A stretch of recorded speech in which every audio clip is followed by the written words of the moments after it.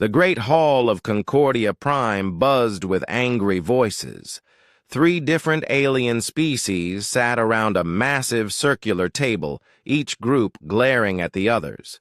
The space station hung in the void between star systems, neutral ground where the galaxy's most powerful races could meet without fear of attack. Veltar adjusted his green scales nervously as he watched the argument unfold. The old Saurian had seen many council meetings, but none quite like this. War was coming, and everyone knew it.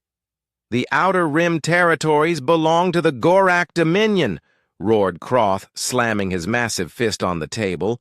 "The huge warriors." Red skin seemed to glow with anger. "We conquered those worlds with blood and strength." Queen Zix clicked her mandibles in disagreement. The insect-like Nexari leader stood on 6 legs, her compound eyes reflecting the harsh station lights. "Your barbaric claims mean nothing. The Nexari Empire needs those mining worlds to feed our growing population. We will take them." Veltar raised one clawed hand. "Please, both of you must listen to reason. There has to be another way to solve this problem without war." Croth laughed, a sound like grinding metal. "The peaceful Saurians always want to talk instead of fight. That's why your people are weak." "Weak or not," Veltar said calmly, "war will hurt everyone. Billions will die for a few chunks of rock in space." Queen Zix's antenna twitched. "Then what do you suggest, old lizard? Should we all just share the resources like children?" Veltar was quiet for a moment. He looked at the ancient records displayed on his personal screen. Old treaties, peace agreements, and diplomatic solutions from centuries past. Most were signed by species that no longer existed or had lost their power. "Long ago, there is precedent," he said slowly. "In the old days, there was another species that helped solve conflicts like this. They were called humans." The room fell silent. Then Croth burst into laughter again. "Humans? You mean those mythical creatures from children's stories? Next, you'll suggest we ask the space dragons for help." Even Queen Zix seemed amused. "Veltar, I respect your knowledge of history, but humans are legends. Fairy tales to make young ones behave. Be good or the humans will come for you." That sort of nonsense. Veltar's scales darkened with frustration. "The records are real. 500 years ago, humans were active in this galaxy. They had advanced technology and strong diplomatic skills. They helped end the Silicon Wars and the Great Plague conflicts. And then they disappeared," Croth said, waving a dismissive hand. "If they ever existed at all. Face reality, old one. It's just the 3 of us now, and the strongest will take what they want." Queen Zix nodded in agreement. "The Hive agrees. Ancient stories won't help us now. We need those mining worlds, and we will have them." Far away, in a sector of space that appeared empty on all galactic maps, something stirred. Hidden behind layers of advanced technology that bent light and fooled sensors, a massive structure floated in the darkness. New Sol Station was home to 3 million humans, the descendants of those who had fled known space 5 centuries ago. Commander Jisoo Kim stood in the station's command center, reading reports from her scouts. The woman's face was calm, but her dark eyes showed concern. Around her, dozens of technicians worked at control panels that glowed with soft blue light. "The situation is getting worse," said Dr. Minho Park, approaching with a data tablet. The scientist's gray hair made him look older than his 50 years. "Our listening posts report that all 3 alien powers are moving their fleets. War could start any day." Jisoo nodded slowly. "What about the civilians caught in the middle?" "Millions of them on both sides," Minho replied. The Saurians have several peaceful colonies in the disputed zone. If the Gorak and Nexari fight over those worlds, genocide, Jisoo finished. She had studied the old records. Both the Gorak and Nexari were known for killing anyone who got in their way during wars. Captain Hyuna Lee entered the command center, still wearing her pilot's suit. The young woman had just returned from a long-range patrol mission. "Commander, I've got news from the front lines. It's not good." Jisoo turned to face her best pilot. "Report." Gorak scout ships are already harassing Saurian freighters near the Kepler Nebula. They're testing responses, seeing how far they can push before anyone fights back. Hyuna paused. One of their attacks hit a medical transport. 50 doctors and nurses dead. The command center fell quiet. Everyone knew what that meant. When the Gorak started killing medical personnel, full war wasn't far behind. "Sir," called Daeho Shin from his engineering station. The young man's fingers flew over holographic controls as he monitored humanity's hidden fleet. "Should I begin combat preparations? Our ships are ready?" Jisoo stared at the main display screen, which showed a map of the galaxy. 3 colored areas marked the territories of the alien powers, with contested zones highlighted in angry red. For 500 years, humanity had hidden in the dark spaces between stars, building their strength and advanced technology. They had sworn never to interfere in galactic politics again, but children were dying. "Commander," Minho said quietly, "if we reveal ourselves now, there's no going back. The galaxy will know we survived. Some might see us as a threat. And if we don't," Hyuna added, "millions of innocent people will die in a war that could have been prevented." Jisoo closed her eyes for a moment, thinking of the choice her ancestors had faced centuries ago. They had left known space to protect humanity from the chaos of galactic politics. Now that same chaos threatened to destroy everything good that remained in the galaxy. On Concordia Prime, the council meeting was breaking apart. Croth had stormed out, promising that Gorak fleets would claim the disputed worlds within days. Queen Zix was calling her swarm commanders, preparing for battle. Only Veltar remained in the Great Hall, staring at his ancient records and wishing that legends could somehow become real. In the depths of space, detection equipment that had watched and waited for 5 centuries finally registered something new. Massive ships were moving in the darkness, their engines coming online for the first time in decades. Humanity was waking up, and the galaxy would never be the same. The Age of Legends was about to become the Age of Reckoning. Captain Hyuna Lee pressed her hand against the cool metal wall of her ship's bridge. The Soul's Vengeance was humanity's most advanced stealth vessel, invisible to alien sensors and silent as death itself. Around her, the bridge crew worked, in whispered voices, monitoring the chaos unfolding in the Kepler system. "Distance to the Gorak fleet?" Hyuna asked her navigator. 2,000 kilometers and closing, came the quiet reply. "They haven't detected us." Through the main view screen, Hyuna watched a scene that made her stomach turn. 12 massive Gorak warships surrounded a small Saurian colony world called Haven's Rest. The planet was known for its hospitals and research centers, places where sick aliens from across the galaxy came for treatment. "They're not responding to our surrender signals," reported the Saurian defense coordinator over the intercepted communications. "Please, we have no weapons here, only doctors and patients." The Gorak commander's response was brutal and simple. "Then you will die, as weaklings deserve." Energy beams lanced down from the Gorak ships, striking the planet's surface.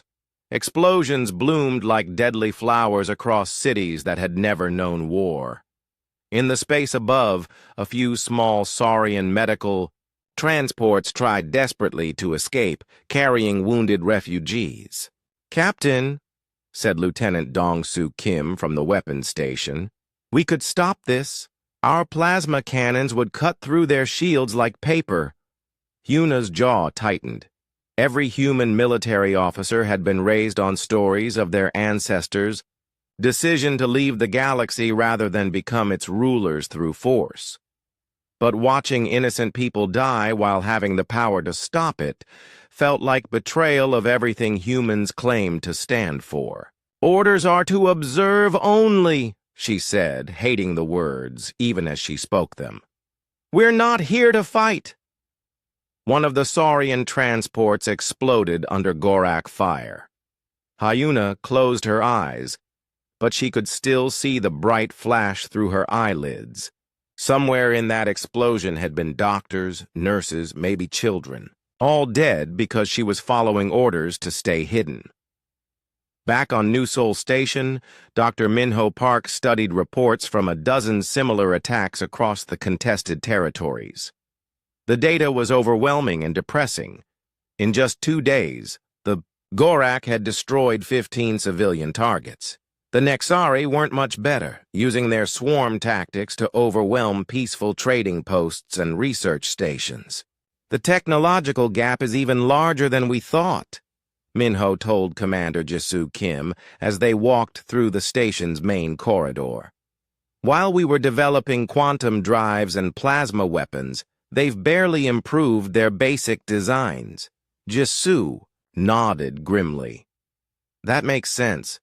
Peace and cooperation drive innovation.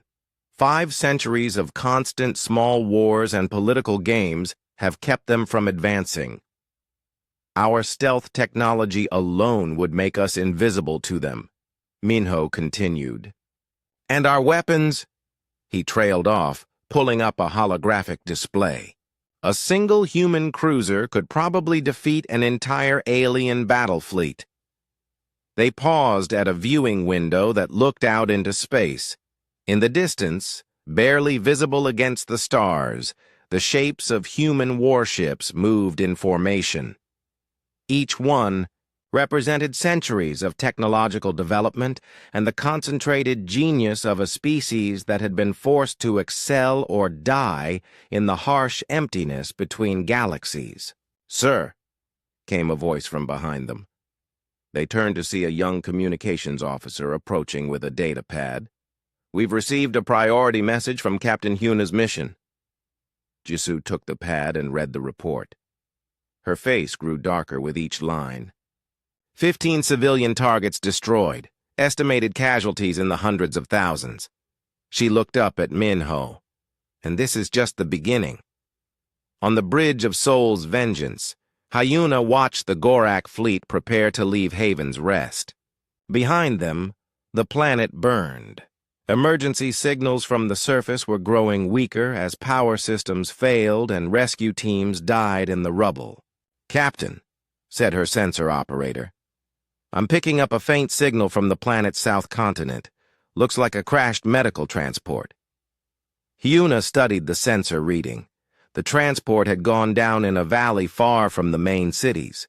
If there were survivors, the Gorak probably didn't know about them yet. "How many life signs?" she asked. "Hard to tell through the interference, but maybe 20 or 30. Some definitely children based on the biosignatures." Hyuna stared at the display for a long moment. Her orders were clear. Observe but don't. Interfere. Don't reveal humanity's presence. Don't risk starting a war between humans and aliens, but children were dying on that planet. "Helm, set course for the crash site," she ordered. "Engineering, prepare a shuttle for rescue operations." "Captain," said Lieutenant Dong-Soo nervously, "our orders." "I know our orders," Hyuna replied, "but I also know what's right." She activated the ship's communication system. "All hands. This is the captain. We're going to save those people. Maintain stealth protocols and prepare for possible combat. We go in fast and quiet. The Soul's vengeance dropped through the planet's atmosphere like a ghost, its advanced shielding deflecting both sensor sweeps and the heat of atmospheric entry. The crashed transport lay in a rocky valley, its hull cracked open like an egg. Around it, survivors huddled in whatever shelter they could find. Huna led the rescue team herself, wearing a suit that made her nearly invisible to alien eyes. The survivors were mostly saurians, but she also saw a few members of other peaceful species. They looked up in fear as the humans approached, probably expecting more Gorak soldiers. "We're here to help," Huna said in the saurian language, her translator making the clicking sounds correctly. "We have medical supplies and transport." An elderly saurian doctor crawled out from behind a piece of debris, cradling a small child in his arms. "Who are you?" he asked. "Your equipment. I've never seen technology like this." "Friends," Huna replied simply. "That's all you need to know." The rescue took 18 minutes. The human shuttle, invisible to alien sensors, carried the survivors to safety on a neutral world 3 systems away. Before leaving, Huna's team destroyed all evidence of their presence, leaving only the mystery of how 37 people had vanished from an impossible situation. The story spread quickly through refugee networks and underground communication channels. Tales of ghost ships that appeared from nowhere to save the innocent. Mysterious rescuers with impossible technology who vanished as quickly as they came. On Concordia Prime, Veltar heard the rumors and felt his old heart race with excitement. He pulled up the ancient records again, cross-referencing the stories with historical accounts of human behavior. The pattern was unmistakable. "They're real," he whispered to himself in his private quarters. "They never left. They've been watching us all along." Meanwhile, Queen Zix's intelligence networks buzzed with reports of the impossible rescues. Her analysts couldn't explain how the survivors had been moved, but the implications were troubling. If unknown forces were operating in the galaxy, her plans for conquest might be in danger. Croth dismissed the stories as saurian propaganda, but his military advisors were more concerned. Gorak sensors were among the best in the galaxy, yet they had detected nothing during the Haven's Rest incident. If enemies could move unseen through their territory, no Gorak world was truly safe. Back on New Sol Station, Jisoo Kim read Captain Huna's mission report with mixed feelings. The rescue had been successful, and no humans had been detected. But now the galaxy was asking questions, and questions led to investigations. "We can't stay hidden much longer," she told her senior staff during their daily briefing. "Every rescue mission increases the risk of discovery." Daeho Shin looked up from his engineering reports. "The fleet modifications are complete, Commander. All ships are combat ready if needed." "And the alien response?" Jisoo asked. Dr. Minho Park consulted his data pad. "Increased patrol activity in all 3 territories. They're looking for us now, even if they don't know what they're looking for." Jisoo nodded slowly. The galaxy was about to change, and humanity would have to choose their next move carefully. The age of hiding was ending, whether they wanted it to or not. The saurian homeworld of Kepler Prime had never seen so many warships in its orbit. Hundreds of Gorak and Nexari vessels formed a deadly ring around the peaceful planet, their weapons pointed downward at cities full of civilians. On the planet's surface, 20 billion saurians waited in fear, knowing that death could rain from the sky at any moment. In the command center of the Gorak flagship Bloodfang, General Croth studied tactical displays with satisfaction. The Saurians have 3 hours to surrender all mining rights to the Outer Rim territories, he announced to his officers. If they refuse, we begin orbital bombardment. Across the system, Queen Zix commanded her swarm from the massive bioship Nest Mother.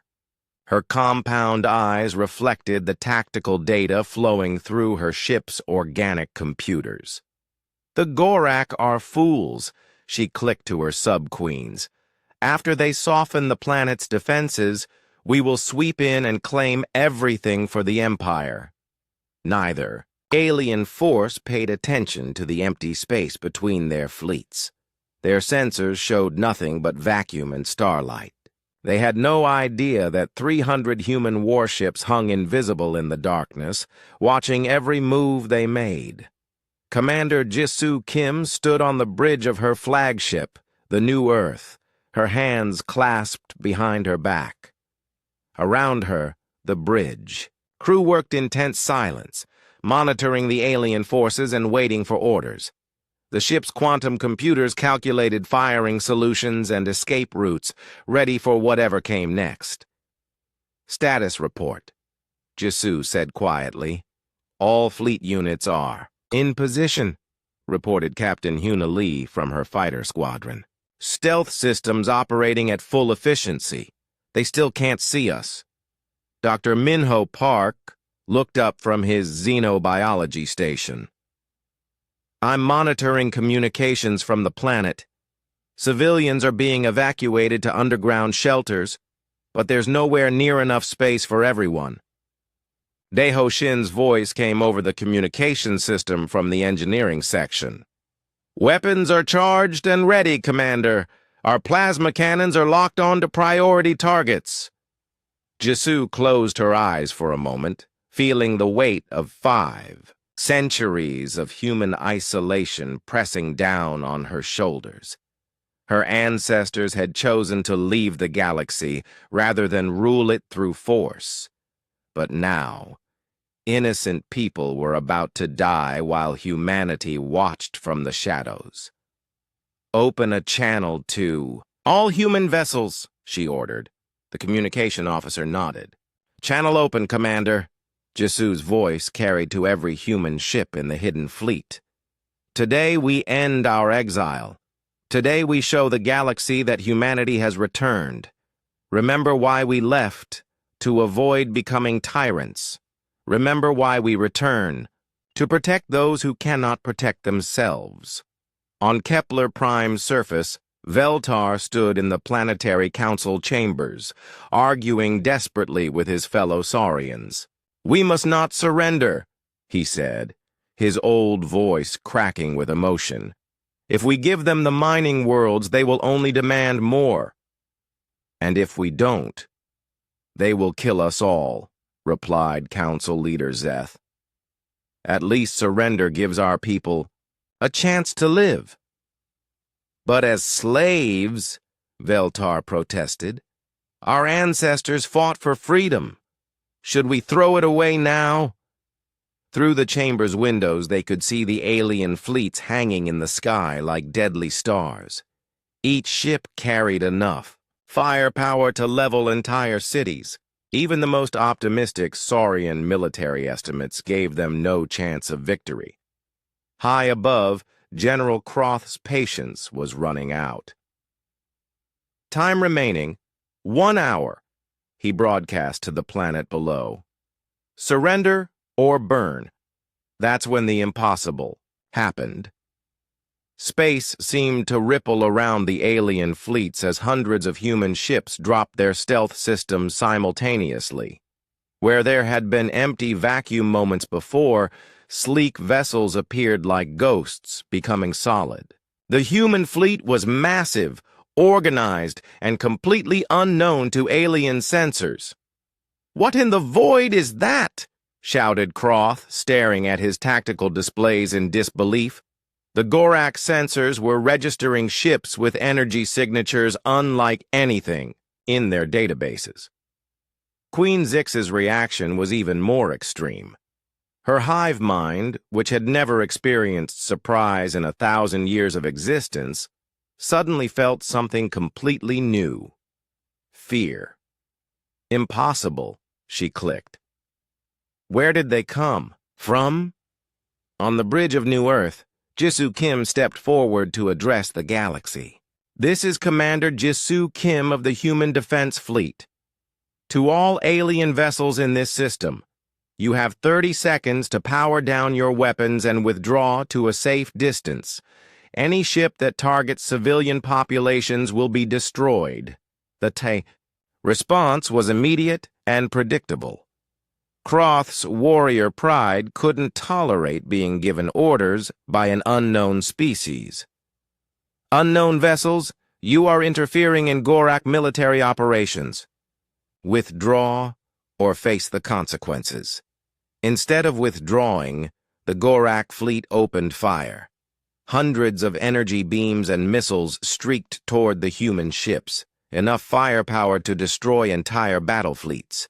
The aliens expected to see explosions, debris, and destruction.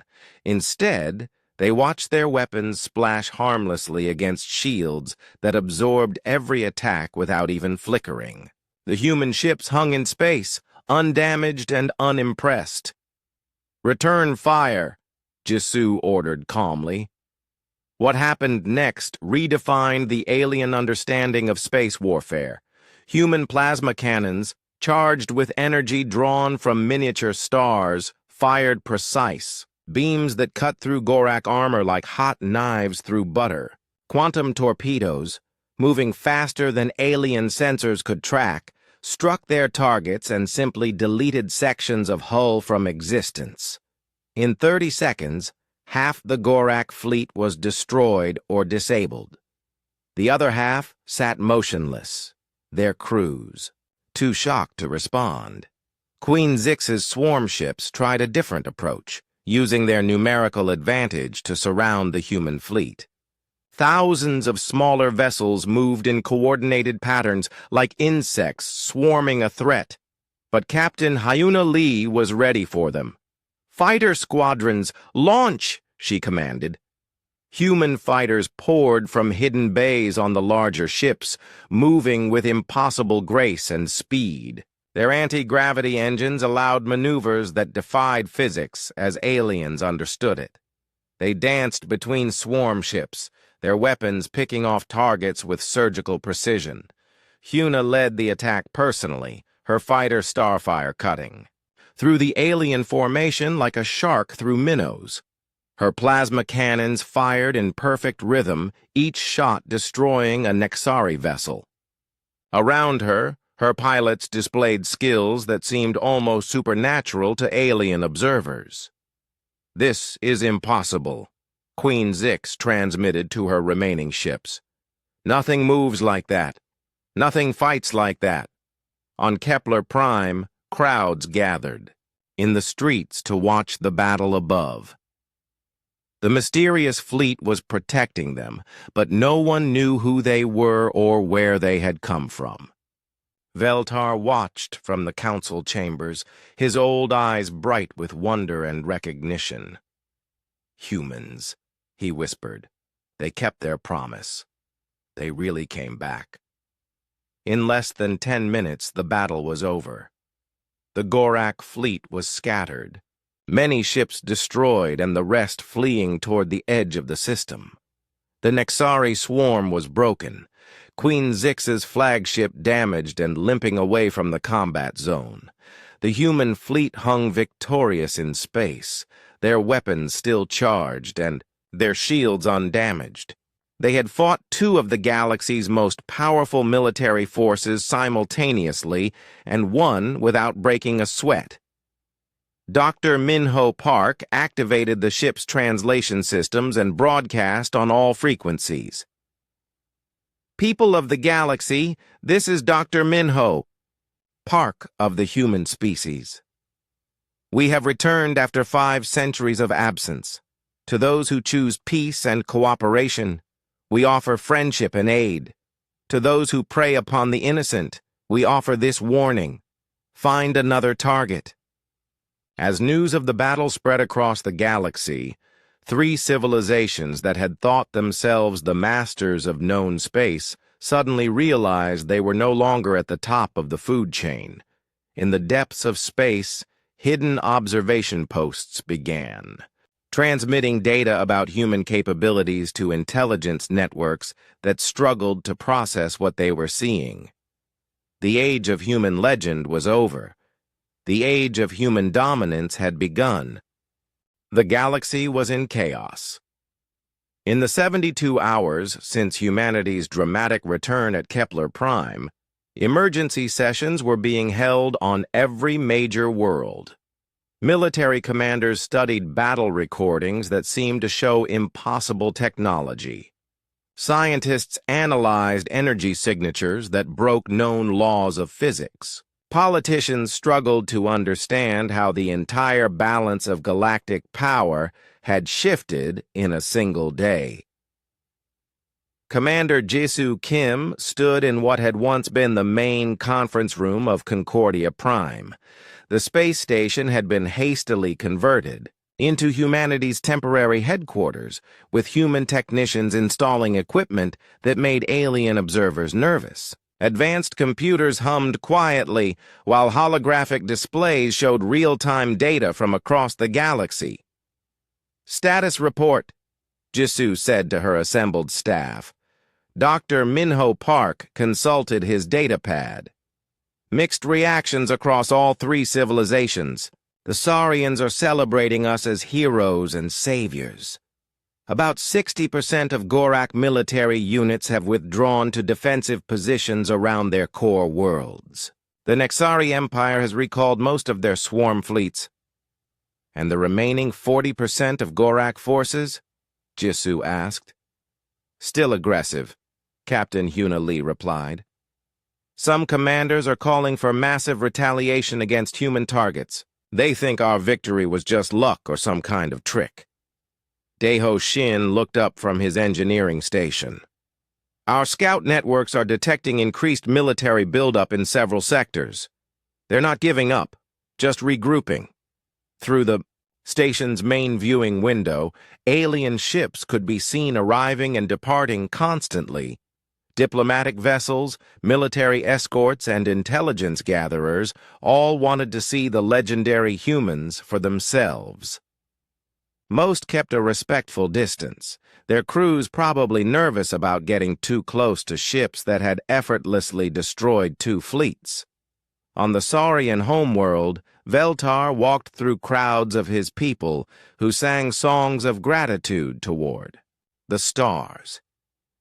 Children drew pictures of the mysterious human ships that had saved their world. Adults talked in amazed voices about technology that seemed like magic. The old stories were true, people said to each other. The humans really did come back to protect us. But Veltar knew that not everyone was celebrating. In hidden meeting rooms across the galaxy, other voices were speaking of fear, anger, and revenge. Deep in Gorak space, on the fortress world of Bloodstone, General Throck met with commanders from all three alien species. The scarred warrior had lost his entire clan when human weapons destroyed his flagship at Kepler Prime. Now he wanted nothing more than revenge against the species that had humiliated his people. "They cannot be as powerful as they appear," Throck growled to his assembled allies. "No species advances that much in 500 years. It must be some kind of illusion or trick." Across from him sat Vex, a Nexari sub-queen whose swarm had been scattered by human fighters. Her compound eyes glittered with hatred. The Hive agrees. These humans must be using captured alien technology, probably Saurian research devices. The third member of their secret alliance was Orcs, a Saurian general who believed his people should rule through strength rather than diplomacy. "My species has grown soft under the Council's leadership," he said. "Perhaps conquest by stronger races would make us tough again." Together, they called themselves the Free Stars Coalition, united only by their refusal to accept human authority. In hidden shipyards, they began building vessels designed specifically to counter human advantages. If stealth was humanity's strength, they would develop better sensors. If human shields were strong, they would create weapons that bypassed energy, barriers entirely. Back on Concordia Prime, Dr. Minho Park was dealing with very different problems. Diplomatic delegations from dozens of smaller species were arriving daily, all hoping to establish relations with the returned human government. Trade representatives wanted access to human technology. Military officials asked for protection against aggressive neighbors. "We're being overwhelmed," Minho told Commander Jisoo during their daily briefing. "Every species in the galaxy wants something from us." "And what are they offering in return?" Jisoo asked. "Cultural exchange, mostly. Art, music, literature. Some are offering raw materials or agricultural products." Minho paused. "A few have volunteered to serve as client states under human protection." That made Jisoo frown. "Client states? You mean they want to become our subjects?" "Essentially, yes. They're so impressed by our military power that they assume we want to build an empire." Jisoo walked to the viewing window and stared out at the alien ships. This was exactly what her ancestors had feared when they chose exile over dominance. Power attracted people who wanted to serve power, and service could easily become slavery. "Draft a response," she said finally. "Make it clear that we're not interested in ruling anyone. We want cooperation between equals, not submission from subjects." Meanwhile, Captain Hyuna Lee was facing her own challenges. A significant number of human colonies disagreed with Commander Jisoo's policy of limited intervention. On the outer rim world of New Pusan, colonists argued that humanity should use their technological advantage to establish clear dominance over alien species. "We have the power to end all wars in the galaxy," argued Colony Administrator Kyong-nam during a heated video conference. "Why should we allow these primitive aliens to continue killing each other when we could impose peace through strength?" Hyuna recognized the dangerous logic in those words. "Because that would make us tyrants, not peacekeepers," she replied. "The moment we start forcing our will on others, we become the very thing our ancestors fled from." "Our ancestors were weak," Kyong-nam shot back.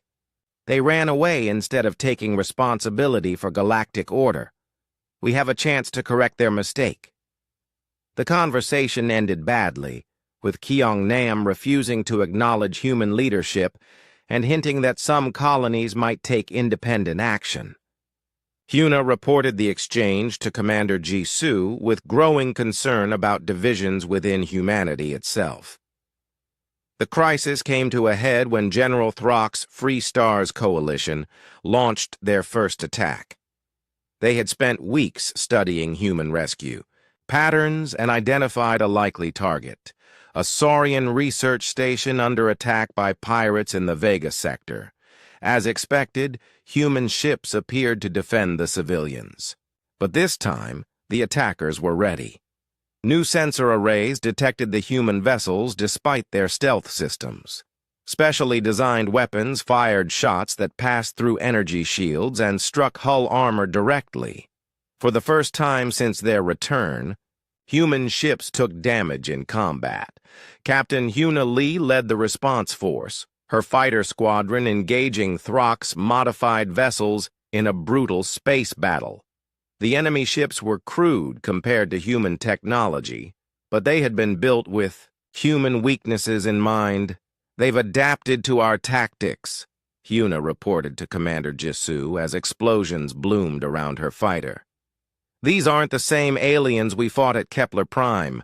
The battle was fierce, but brief. Human superior training and firepower eventually won the day, but not without cost. 3 human ships were destroyed, and 12 more suffered significant damage.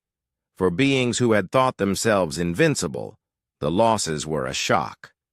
Daeho, Shin studied the wreckage of enemy vessels with professional interest. Clever modifications, he admitted. They found ways to counter some of our advantages. Not all, but enough to make fighting them expensive. More concerning was the intelligence data recovered from captured enemy computers. The Free Stars. Coalition was larger than expected, with cells operating in secret across all three alien civilizations. They were sharing technology, resources, and intelligence in ways that their species had never cooperated before. Hatred makes strange allies, Dr. Minho Park observed as he reviewed the data. They hate us more than they hate each other.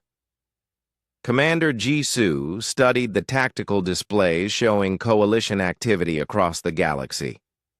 How long before they're ready for a major offensive? 6 months, maybe less, Daeho replied. They're building ships as fast as they can and recruiting anyone willing to fight humans. And our own people? Jisoo asked. Captain Hyuna Lee's expression darkened. Administrator Kyung Nam has been in contact with military commanders across the outer colonies.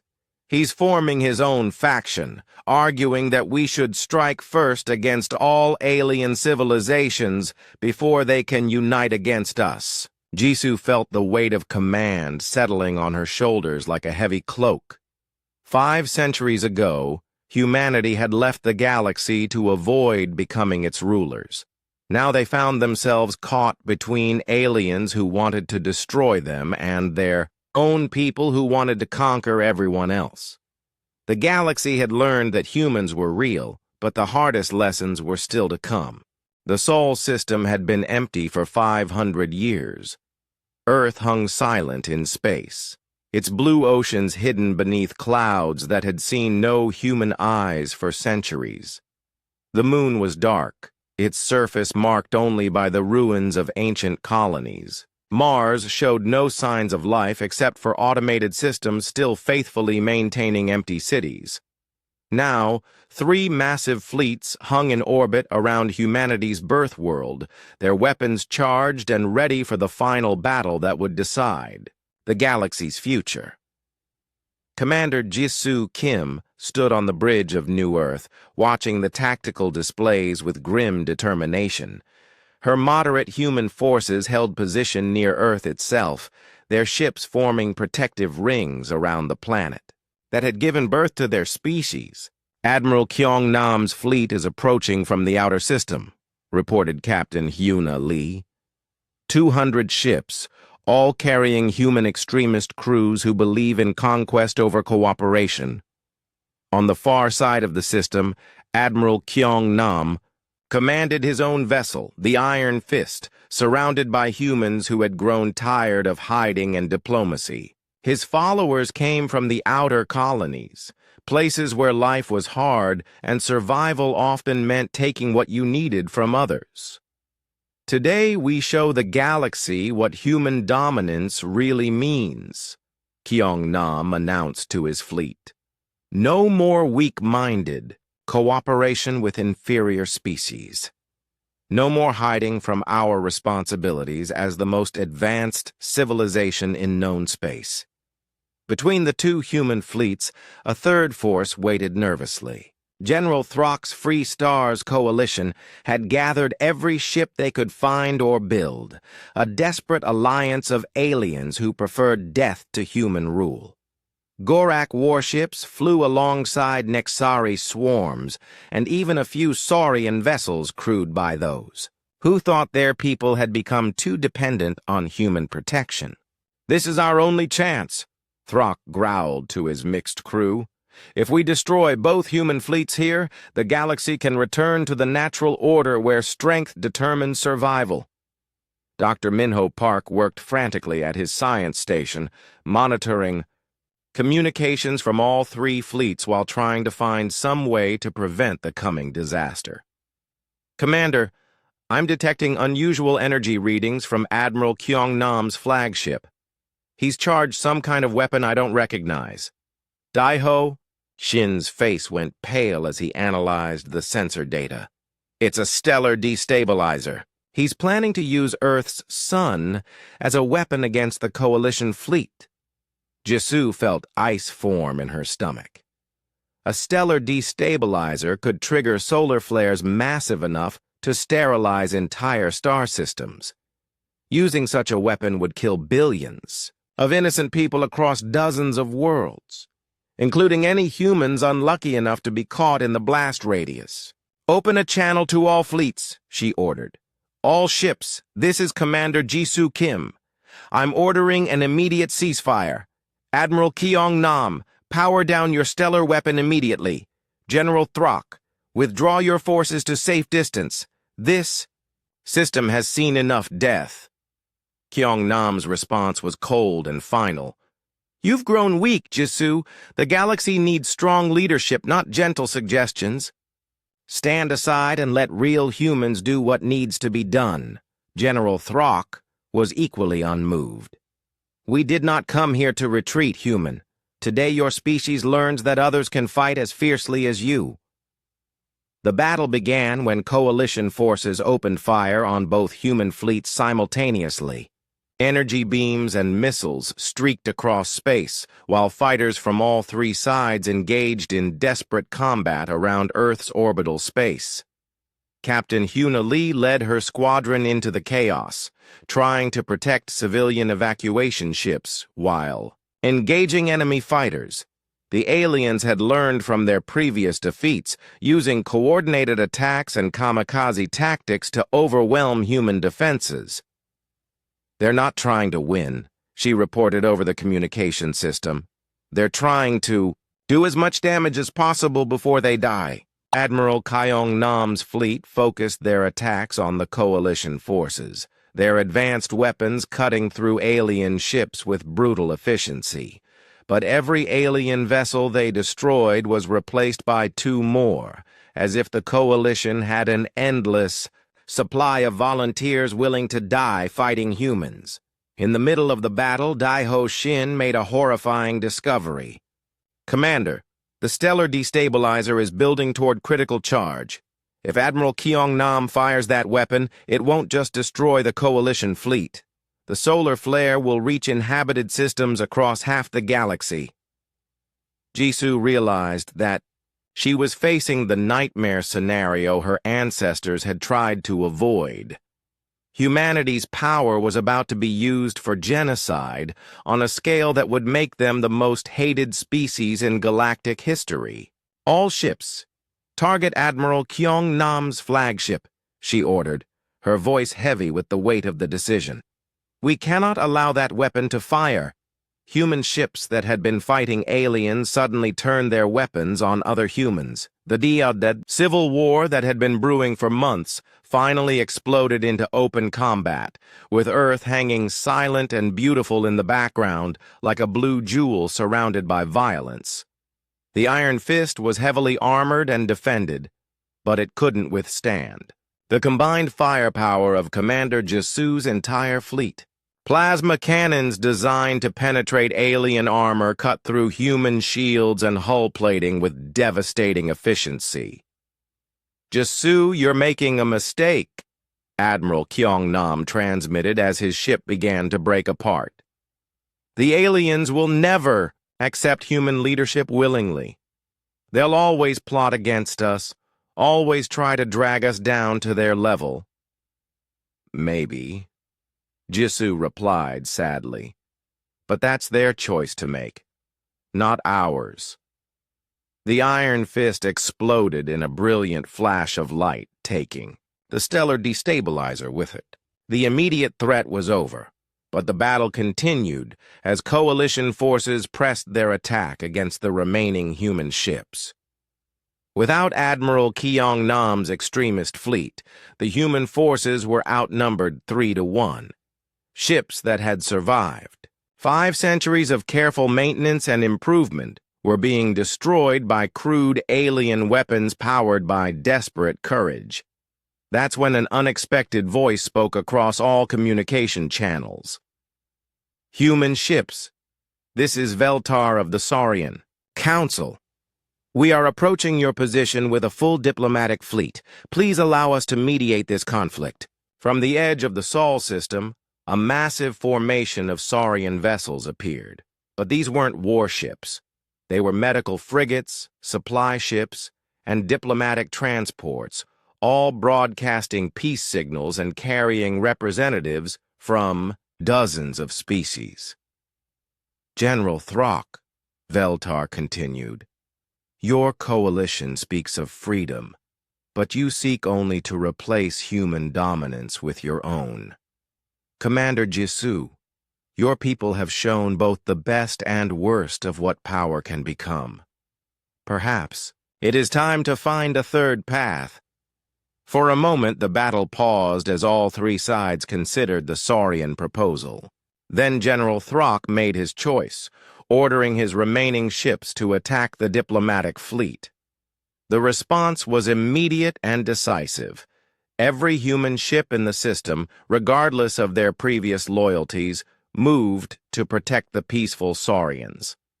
Captain Huna Lee's fighters carved through coalition forces, while Commander Jisoo's cruisers provided covering fire for the diplomatic vessels. In less than an hour, it was over.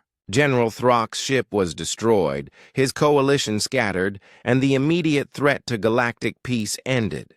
But the real work was just beginning. 6 months later, representatives from hundreds of species gathered in the rebuilt United Nations building in New York.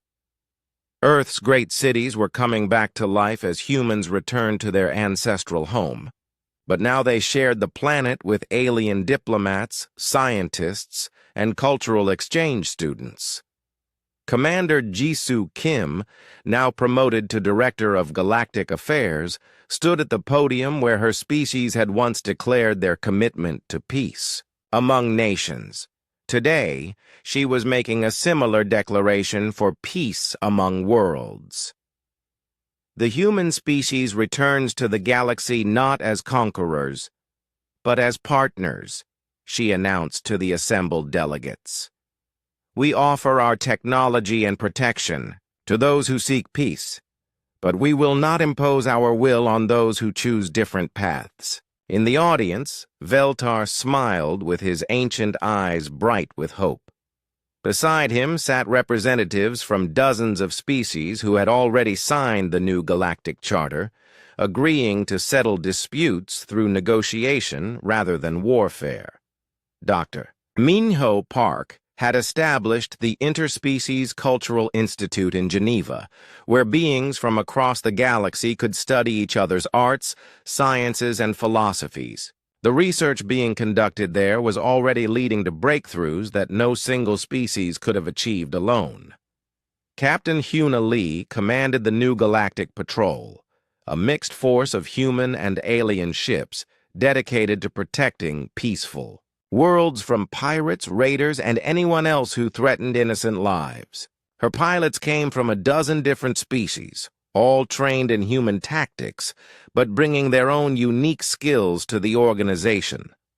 Daiho Shin had perhaps the most important job of all. As Director of Technology Transfer, he was carefully sharing human advances with alien scientists while learning from their discoveries in return. The pace of innovation across the galaxy had increased dramatically as species began working together instead of fighting each other. But challenges remained. In the Outer Rim, some human colonies still argued for aggressive expansion. A few alien species refused all contact with humans, preferring isolation to cooperation. Pirates and raiders tested the new galactic order regularly,